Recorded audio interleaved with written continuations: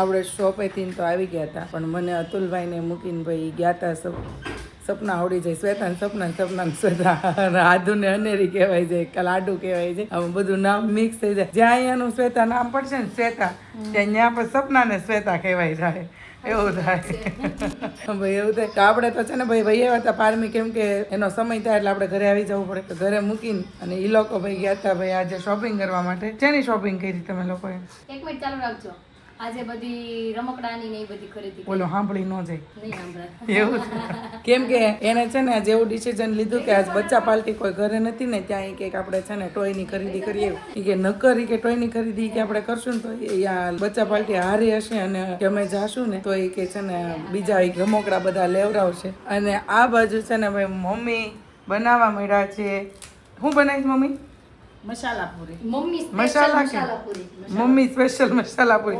મમ્મીને પણ લાગશે ભવળે. અને મમ્મીને આ તમને ખબર હે હા તું બનાવી તમે ખાધા કરવી, પછી અમારે શું કરવું? લ્યો એ ના પડે હા કા ના કઈ થોડી પડે કે બબે વસ્તુ થોડી બનાવાય. હા ઈ આ દહીં પૂરી મને ઓછામાં ઓછું મને છે ને 5 થી 6 વખત કીધું છે હાલો બને હાલો, કાંઈ નથી બને. તો યાર છેલ્લી ભાઈ કે આજ એને બનાવી તો યાર નિરાશ થઈ. તો એવું છે ભાઈ, બધી ચટણી બટણી બધું તૈયાર કરી નાખ્યું છે. હવે મસ્ત મજાની મમ્મી દહીં પૂરી બનાવે ને દહીં પૂરી ખાવું. અમારે હાવ આમ જઈએ તો દહીં પૂરી જ બનાવવાની હોય કા. બનાવી જ છે. તો બેન જ ખાવાનું, ઓલો ક્યાંય દહીં ખાય નહીં. ઈ કઈ દે હા મારા પપ્પા ખાય નહીં. અને પપ્પા છે ને ભાઈ ગયા છે ભજીયાના પ્રોગ્રામમાં, અને બચ્ચા પાર્ટી ગઈ છે રીનાબેન ની ઘરે ભાજીના પ્રોગ્રામમાં. એટલે બધા આજે વેચાઈ ગયા છે. અમે ટંડા મુંડા 4 જણા વૈધા છે. તો જો આ એક તો છે ને ભાઈ રોટલી ખાય અને અમે ત્રણેય જે છે ને દહીં પૂરી ખાવ. બધાનું અલગ અલગ ભાઈ ખાવાનું છે. આ એક ઘરમાં થોડાક જણા છે તો બધાનું અલગ અલગ છે. કઈ નહીં, સારું ચાલો પછી પાછા મળીએ બચ્ચા પાર્ટી આવે ત્યારે. ત્યાં આધુબેન ને નહીં પણ રાધુબેન ને આપણે જમાડી લઈએ. તો ગાઈઝ આ બાજુ ફાઇનલી ભાઈ ભજીયા બનવાના ચાલુ થઈ ગયા છે ભાઈ, મસ્ત જોરદાર ગરમા ગરમ. જો કે આજે વરસાદ નથી પડ્યો સપના, રાઈટ? થોડાક ઝાપટા હતા પણ ભજીયા તો બનશે જ ભાઈ. એટલે છે ને આવું છે ગાઈઝ. તો જોઈલભાઈ આવી ગયા છે ભાઈ. કેમ છો ભાઈ? સારું? કાલે ક્યાં રોકાણ હતો ભાઈ?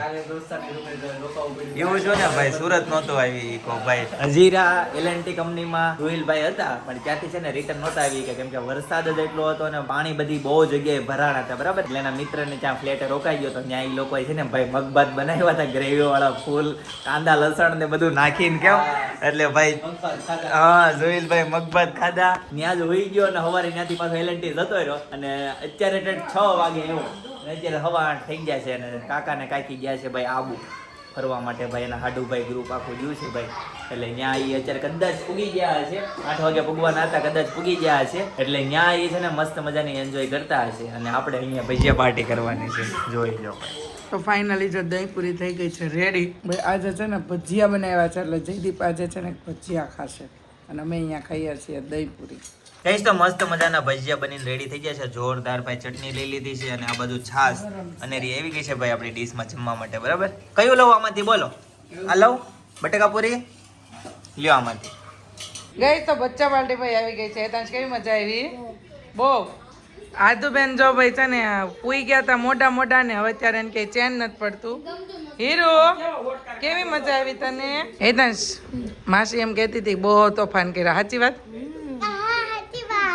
કેમ એટલા બધા તોફાન કરતા હતા? ભાઈ છે ને કોમેન્ટના જવાબ હમણાં 2-3 દિવસ નથી દેવાતા કેમ કે વરસાદ એટલો છે ને તો એની જ હમણાં તો આમ ઉપાધિમાં કઈ કોમેન્ટ ભાઈ વંચાતી નથી. પણ જો અત્યારે જસ્ટ વાંચીએ છીએ તો હું તમને બતાવી દઉં કે ભાઈ આ પાર્થ યુઝર પાર્થ 1619 વાળા કે મારી કોમેન્ટ તમે રીડ કરજો પ્લીઝ. આમાં કાંઈ છે નહીં, તમે રોજ અમારા બ્લોગ જોવો છો એ બદલ તમારો થેન્ક યુ. અને પારમીને તમે રોજ ડાયપર પહેરાવો છો ભાઈ, એ પણ ભારતીબેન અંટાલાએ કોમેન્ટ કરી છે. હા પણ પહેરાવતી નહીં, પણ આ 2 થી 3 દિવસ આ બહુ જ વરસાદ છે ને તો એ પીપી કરે ને તો એની ઊંઘ નથી થતી. પીપી કરે ને ત્યાં જાગી જાય એટલે એને ઊંઘ ન થાય તો એનું સેટિંગ બધું વિખાઈ જાય છે. તો 3 દિવસ હું કન્ટિન્યુ એમને ડાયપર પહેરાવું છું. પણ વચ્ચે છે ને એને એક વખત પહેરાવ્યું હોય પછી 5 થી 7 કલાક રાખીને પછી થોડીક વાર માટે અડધી કલાક પાછું પેલું કેવું લંગોટ પહેરાવું, પછી પાછું નાઇટમાં પાછું ડાયપર પહેરાવી દઉં. એ રીતના હું એને પહેરાવું છું. અને બીજું એ કે જયદીપભાઈ શોરૂમમાં પાણી તો નથી આવ્યું ભાઈ? હા નહીં નથી એવું શોરૂમમાં પાણી થોડુંક રહી ગયું ભાઈ. સવારમાં આપણે વાત કરી એની જેમ કે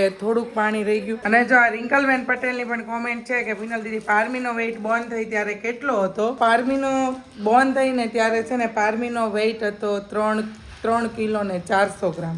ભાઈ ભારતીબેન હીરપરા પણ જો આપણી ભાઈ બ્લોગમાં કોમેન્ટ કરે છે ભાઈ, તો તમારું નામ ભાઈ અમે લઈ લીધું છે. થેન્ક યુ સો મચ, તમે મારા બ્લોગ જોવો છો એ બદલ. જો આ પારમીને રમાડવા હાટો તો આ ત્રણેય એટલી મગજમારી કરીને બાંધે છે. આમ જો આ કે મારી છે, આ કે મારી છે. કોની છે આ તો? કોઈની નથી, મારી. અને ભાઈ છે ને હાર્તીબેન 619 7 કલાક પહેલા એને કોમેન્ટ કરેલી છે કે 2 દિવસ પહેલા મેં કોમેન્ટ કરી હતી, તમે મારી કોમેન્ટ નથી વાંચતા, સોરી. ખ્યાલ નથી કે મેં તમને પહેલાં જ કીધું કે 2 દિવસ તમે કોમેન્ટ વાંચી નથી, એટલે નગર નજરે ચડી હોય તો હું તરત કહું જ. પણ પ્લીઝ રિપ્લે આપજો મને. પણ એ તમારી હવે કોમેન્ટ હું છે ને તમે કાલના બ્લોગમાં પાછી છે ને કોમેન્ટ કરી દેજો. પિન્નલ ભાભીને ખાસ મારું નામ આપી દેજો, બહુ યાદ કરું છું બ્લોગમાં. પિન્નલ પ્લીઝ કહેજો પિન્નલ ભાભીને મારું નામ લે. તમારો સાવરકુંડલાથી છે. હા શું નામ છે? નામ છે પૂજાબેન ચાવડા. તમે મને યાદ કરો છો એ બદલ થેન્ક યુ સો મચ. તમને હું બહુ યાદ આવું છું તો બહુ લાંબી કોમેન્ટ કરીને. અને આ બાજુ જો બધી હેડવડાય બગડા સુધી બોલાવે છે. અને પારમી છે ને ભાઈ એના નાના સાથે રમે છે, પણ આ છોકરાઓના અવાજથી ઈ પણ ડરે છે ને તો રડે છે ભાઈ. જો એના નાના જોડે ઘણાની કોમેન્ટ ઈ આવે છે, તમે પપ્પાની કરે છો તો એમને દાદા ને બા કેમ કહો છો, નાના ને નાની નથી કહેતા. પણ હેતા બાન દાદા કે પણ પારમીને છે ને મારા નાના ને નાની કહેતા શીખવાડું, મને બહુ જ ગમે. આમ હામું જો તું શું જમી? મેગી. બીજું? હા. તને કોણ હેરાન કરતું તું? હે? તું કોઈને હેરાન કરતી હતી? તું રમકડું મને દે છે હો મારા પારમી માટે.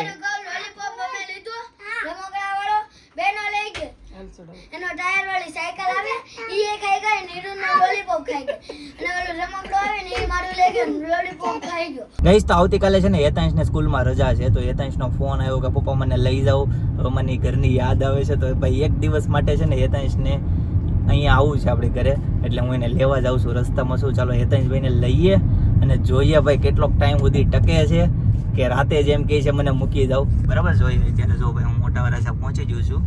બરાબર, ચાલો ભાઈ હેતાંશભાઈને જઈને મળીએ.